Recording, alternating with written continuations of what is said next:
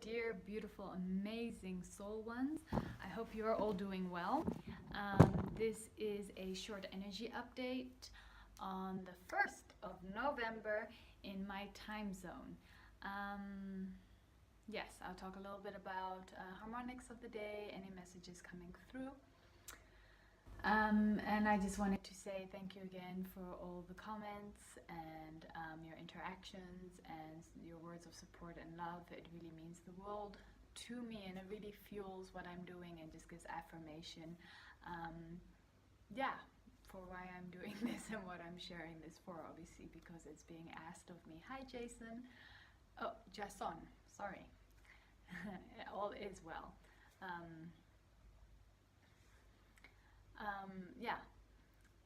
So obviously I'm doing this because it's being asked of me and I'm just listening to my higher sources, but it's nice to get a third dimensional affirmation. So thank you for taking the time. So today the beautiful moon is in Leo, which is all about pleasure and amusement and children and coming from the heart and enjoying the materialistic things, indulging in those things. So I hope you're doing something pleasurable, something that excites you, something that's to the heart today. Oh, nice. This will be a nice day for you, Jason. Leos are beautiful, amazing people. And the moon is still in Scorpio, which is still, transformation, death, rebirth, all of that. And today's numerology day is number 5, connected to Mercury, the entertainer. It's all about speaking to different people, entertaining others, but also it's a wild card day. It's a day that anything can kind of happen, and it's a good day not to take major risks. Ooh, sorry for the noise. They are doing some renovation in the building, so this will stop. There we go. Number 5, that's where we were at. The entertainer, and also a good day not to take major risks, and perhaps anything that you are doing to see people and do something, then it would be fruitful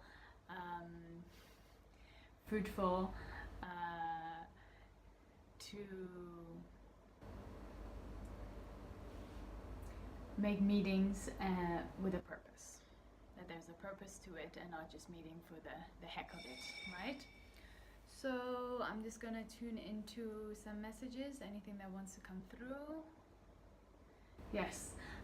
So I hope all of you have been feeling that the energies are a bit lighter. It's a bit not so heavy like this last week. The last few days we're still transitioning, so I hope everything's becoming a little lighter. I hope you're receiving a little bit more clarity on where you're at, what the next steps are. And really this next week is still all about transformation and letting go, but hopefully you're in the middle of the week. We just got over that quarter moon. So hopefully you can see what you're transmuting. You can see what you're leaving behind, and you can see more clearly where you're working towards. And we may still have a bit of this yo-yo effect, feeling high, feeling low, don't know anything, to being very certain. But hopefully you kind of have your direction on where you're going to, and kind of looking behind instead of just waving back and forth. So I hope that energy has picked up and there's a little bit more clarity. You don't have to know it all now, but I hope that your spirits have been a little bit lifted. Yes, we are working towards this new moon coming up in Scorpio, which will be an amazing time for us to really let go of anything that's not serving us anymore. Nice. See, that was important. Anything that's not serving us anymore.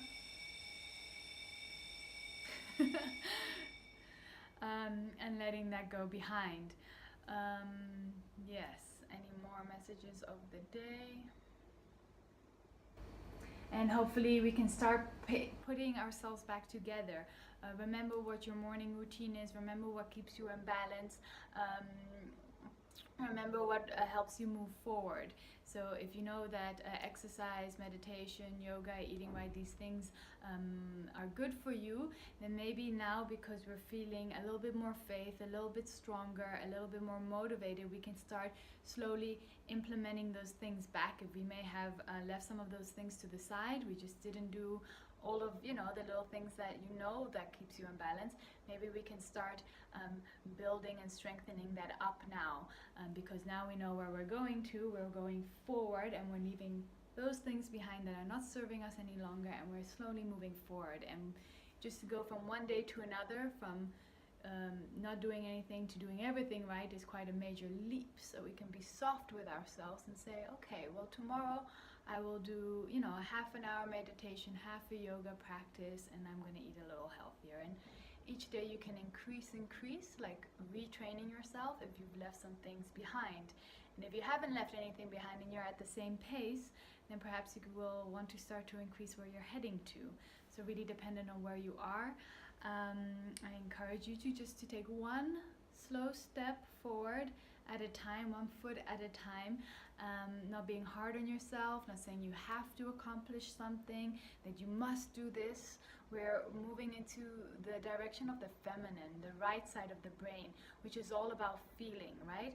Not structure. We're not being militant. I must do 20 minutes of this and 1 hour of that and 4 hours of this, and if I haven't done it, then I haven't accomplished a day, then I'm not good enough, then I didn't do what was right. We're heading to the feminine way. We're going to feel every day, what is the feeling, the resonance of the day, what is important today. Is today working on myself important, is rest important, and then we're going to go without feeling in that moment in time, and well, I feel like 10 minutes of meditation and 3 hours of dancing feels good today, and tomorrow maybe no dancing and yoga, and maybe 2 hours of meditation. So be flexible and feel into the moment, feel into the day, what's right for you at this moment in time, right now, who you are right now, which can be different every minute, every day, every hour.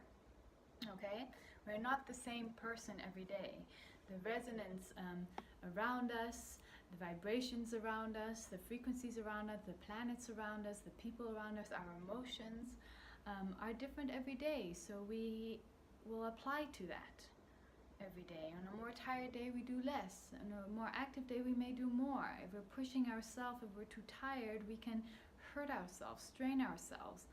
So it's not beneficial. We're not thinking about the militant way. Every day we must be at school at 9 o'clock and must have lunch at 10 o'clock, must have this at this. Yes, we can have a little bit of structure. We have,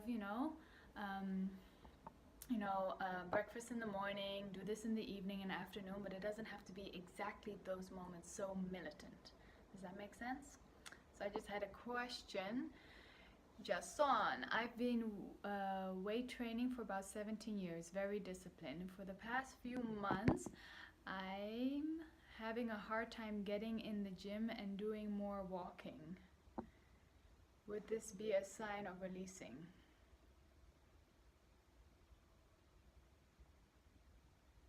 The ego.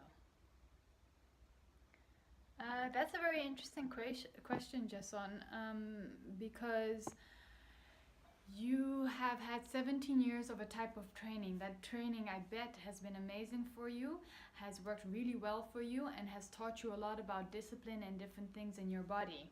I'm doing more walking rather than weight training, yes. And now, thanks to all this information, all that you've learned during your training, you can kind of step forward into a new resonance. That served you for then who you were then and got you where you are now. Perhaps this type of weight training doesn't serve who you are now and what you're working towards and what you're doing next.